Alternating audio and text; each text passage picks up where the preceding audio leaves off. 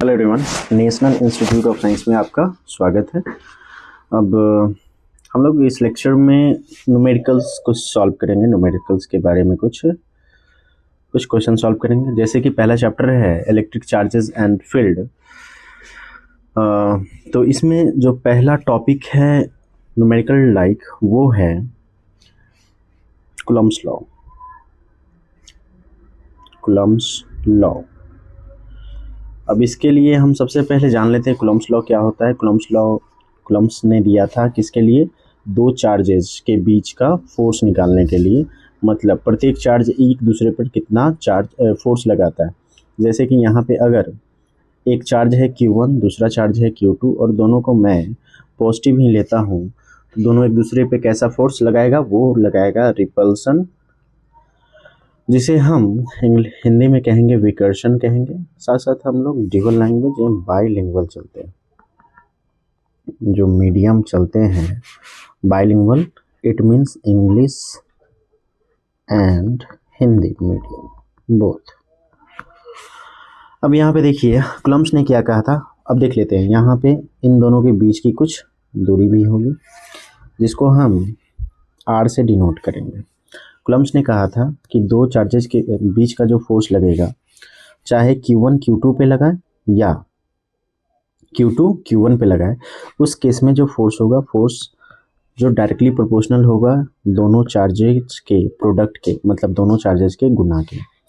फिर ये जो फोर्स होगा डायरेक्टली नहीं, इनवर्सली प्रोपोर्शनल होता है इन दोनों के बीच के रेडियस के स्क्वायर के। रेडियस यहाँ पे हो जाएगा मतलब कि दोनों के बीच की दूरी। अब बात करते हैं दोनों को एक साथ लेकर अगर आए तो F is directly proportional to Q1 Q2 upon R square आ जाएगा। नेक्स्ट स्टेप में चले तो यहाँ पे एक प्रोपोर्शनलिटी कांस्टेंट लगेगा जो K Q1 Q2 upon R square हो जाएगा। ये इसका स्केलर फॉर्म हो गया। चूंकि फोर्स है, फोर्स होती है वेक्टर क्वांटिटी यानी कि सदिश राशि होती है। उसी तरह स्केलर फॉर्म को क्या कहेंगे? अदिश रूप कहेंगे। तो इस सदिश राशि का ये अदिश रूप है, मतलब इसमें हमने डायरेक्शन को बताया नहीं।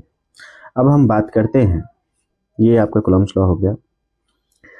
इस कूलम्ब्स लॉ का हम वेक्टर फॉर्म की बात करते हैं। किसकी बात करेंगे? वेक्टर फॉर्म की बात करेंगे। तो वेक्टर फॉर्म हो जाएगा आपका, सबसे पहले स्केलर जो फॉर्म था मैग्नीट्यूड की बात थी तो वो होगा ही, साथ में कुछ दिशा भी होगी। तो इसको जानने के लिए हम सबसे पहले फिर से सेम लेते हैं, Q1 प्लस Q2 लेते हैं। इन दोनों के बीच का जो डिस्टेंस है इसको हम R लेते हैं।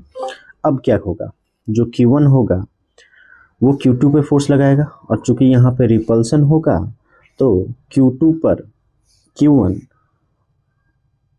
एक रिपल्सन फोर्स लगाएगा जिसका हम नाम करेंगे F21। इसको हम पढ़ेंगे force on charge Q2 due to charge Q1।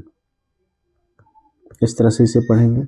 Hindi में अगर इसको पढ़ने की बात करें तो इसको हम पढ़ सकते हैं आवेश Q2 पर आवेश Q1 द्वारा लगाया गया बल। इस तरह से हम इसे पढ़ सकते हैं। अब बात करते हैं नेक्स्ट स्टेप में, अगर Q1 Q2 पे फोर्स लगा रहा है तो Q2 भी Q1 पे फोर्स लगाएगा और इस फोर्स का नामकरण हम कर देंगे F12। रिपल्सन ही होगा, मतलब Q2 Q1 को इस दिशा में धक्का देगा। तो यहाँ पे F12 इसको भी हम पढ़ेंगे इस तरह से, force on charge Q1 due to charge Q2। मतलब कि आवेश Q1 पर आवेश Q2 द्वारा लगाया गया बल। इस तरह से हम इसको पढ़ सकते हैं। अब अब F21 की दिशा होगी तो इस दिशा को हम रेडियस के दिशा में ही बताएंगे। जैसे कि यहाँ पे R को हम इधर से ऐसे लगा सकते हैं, इसकी दिशा देख सकते, मतलब कि फोर्स किधर से Q1 से Q2 की तरफ लगे, तो हम इस रेडियस का भी नाम कर सकते हैं। रेडियस कहाँ पे जा रहा है, 2 पे जा रहा है। फाइनल पहले लिख के इनिशियल बाद में लिख सकते हैं, चाहे आप इसकी उल्टा भी लिख सकते हैं, कोई दिक्कत नहीं। हम डिफाइन कर रहे हैं ये रेडियस में, यहाँ पे फाइनल हो गया आपका 2 है और इनिशियल है 1।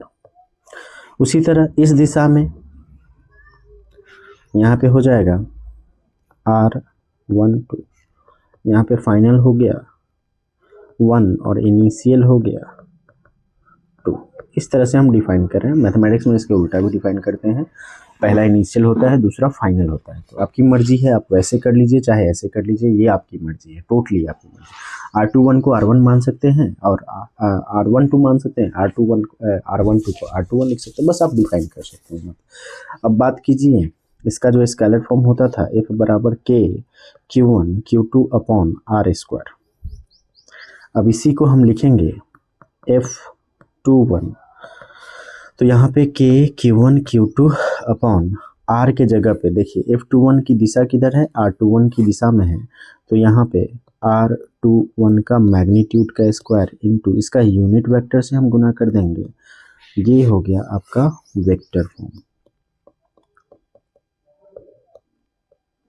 इसी तरह अगर F12 की बात करें तो जो मैग्नीट्यूड होता है फोर्स का वो तो सेम ही होता है, नीचे पे R21 की जगह पे R12 वेक्टर का स्क्वायर और इसका यूनिट वेक्टर हो जाएगा। इस तरह से आप कर सकते हैं, ये भी आपका वेक्टर फॉर्म हो गया। अब यहाँ पे बात करें तो दोनों का इस केस के लिए दोनों की दिशा एक दूसरे के विपरीत है, तो आप लिख सकते हैं यहाँ पे vector F21 is equals to minus of vector R21। इस तरह से ये तो आपका वेक्टर वाला बात है। स्केलर फॉर्म में लिख सकते हैं magnitude of F12 is equals to magnitude of F21 is equals to vector F का मैग्नीट्यूड, चाहे इसको सिंपल F भी लिख सकते हैं, दोनों बातें एक ही। चलिए अब हम क्वेश्चन करते हैं, एटलीस्ट इस लेक्चर में कम से कम 2 क्वेश्चन तो होनी चाहिए, तो 2 क्वेश्चन करते हैं। क्वेश्चन इस तरह से लेते हैं, पहला हम 2 चार्जेस ले रहे हैं Q1 और Q2। Q1 का जो वैल्यू ले रहे हैं 2 × 10⁻⁻6 कूलम्ब पॉजिटिव, Q2 जो ले रहे हैं वो है -2 × 10⁻⁻6 कूलम्ब। अब यहाँ पे एक दूसरे पे फोर्स कितना लगा रहा है, find the force on Q1 due to Q2 and vice versa. इसका उल्टा भी अगर हिंदी में इस क्वेश्चन को लिखे तो इस तरह से लिख सकते हैं, आवेश Q1 एवं Q2 पर एक दूसरे के द्वारा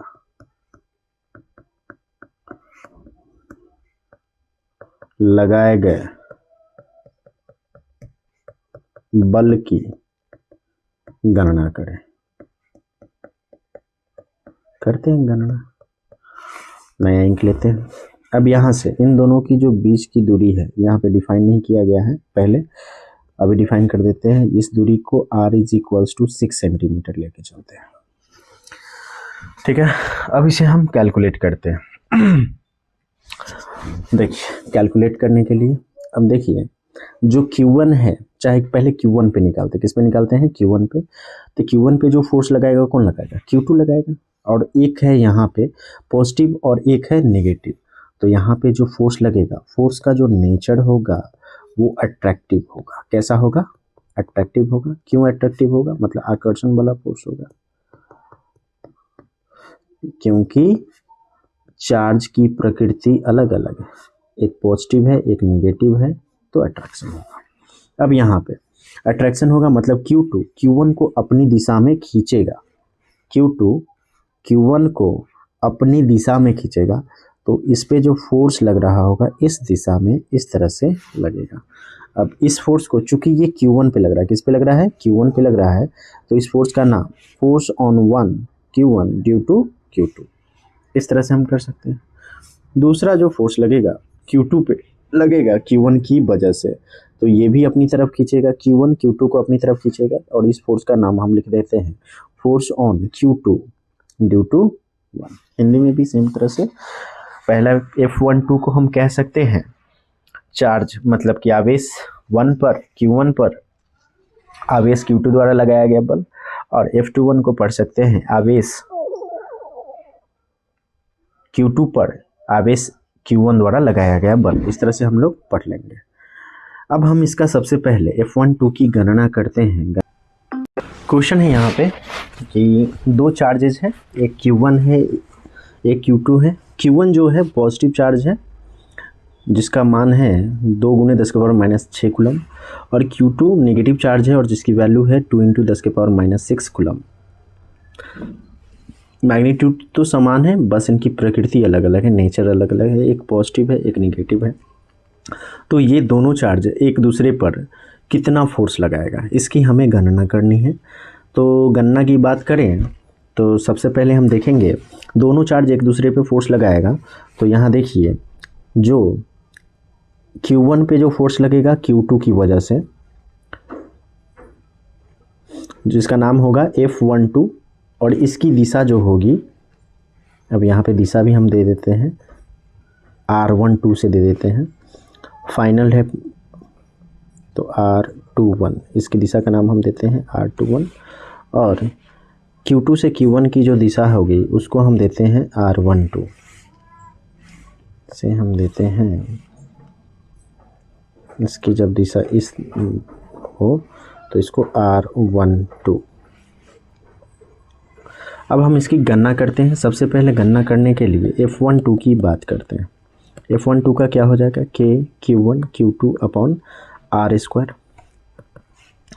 अब यहाँ पे वेक्टर फॉर्म में लिखने की बात करें तो ये तो मैग्नीट्यूड हो गया, अगर इसको वेक्टर फॉर्म में लिखे तो ऐसे लिख सकते हैं K Q1 Q2 अपॉन, अब देखिए इस फोर्स की दिशा किधर है, F12 की, F12 की दिशा है R21 की दिशा में, यहाँ पे R21 की दिशा में, तो इसका मैग्नीट्यूड का स्क्वायर और इसके एक यूनिट वेक्टर से गुना कर देंगे, यूनिट वेक्टर R21। अब इसको कैलकुलेशन करते हैं। यहाँ से K 9 × 10⁻⁹, Q1 है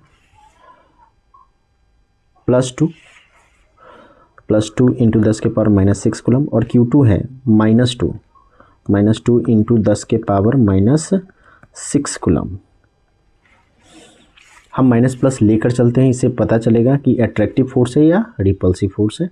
यहाँ से नेक्स्ट स्टेप में R21 की वैल्यू यहाँ पे 6 सेंटीमीटर है, तो 6 × 10⁻⁻2, फिर से 6 × 10⁻⁻2 इनटू जो दिशा होगी R21।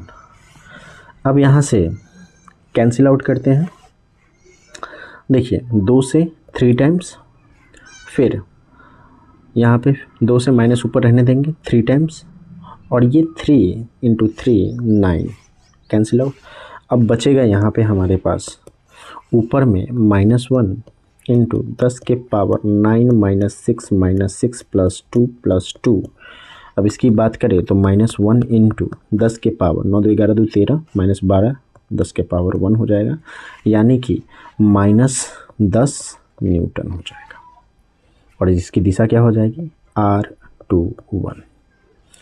आप इसको दूसरी तरह से लिख सकते हैं -10 न्यूटन, और R21 को इस तरह से भी लिख सकते हैं। देखिए R21 क्या है, Q1 से Q2 की तरफ, मतलब Q1 Q2 की ओर किधर लग रहा होगा, Q2 की ओर लग रहा होगा, तो हम इसको ऐसे भी लिख सकते हैं along Q2। और भी हम दूसरी तरीके से दिशा हम दे सकते हैं -10 न्यूटन। अगर यहाँ पे पॉइंट को भी डिफाइन किया होता, जैसे कि इस पॉइंट को P और इस पॉइंट को Q दिया होता, तो मैं लिख सकता था vector PQ, along vector PQ। Hindi में हम लिख सकते हैं Q2 की ओर चाहे वेक्टर पी क्यू की दिशा में, चाहे की ओर, बेहतर होगा की दिशा में, की दिशा में, इस तरह से हम कर सकते हैं। अब हमें फाइंड आउट करना है F12।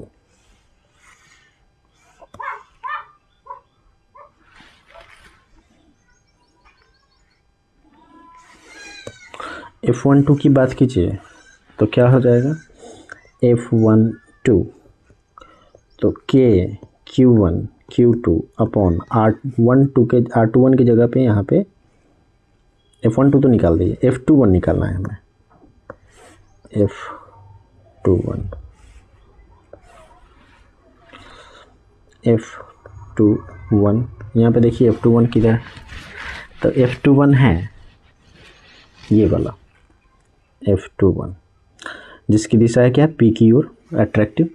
यहाँ पे हम इसे लिखते हैं, इसकी value K Q1 Q2 upon, इसकी दिशा हो जाएगी R12 की दिशा में, R12 वेक्टर का स्क्वायर और इनटू यूनिट वेक्टर हम दे देंगे R12, इस तरह से हो जाएगा। अगर देखें इसके मैग्नीट्यूड वाला पार्ट तो ये दोनों सेम ही है, तो यहाँ पे -10 न्यूटन हो जाएगा और वेक्टर R12, चाहे आप इसको दूसरी तरीके से -10 न्यूटन, और इसकी दिशा हो जाएगी आपको एलोंग P, चाहे एलोंग Q1 या एलोंग वेक्टर QP। इन तरीकों से हम इसकी दिशा को बता सकते हैं। ये रहा दो चार्जेस जब एक दूसरे पर फोर्स लगाते हैं तो उसका मान क्या होता है, उसको कैसे हम लोग फाइंड करते हैं। इस लेक्चर में इतना ही।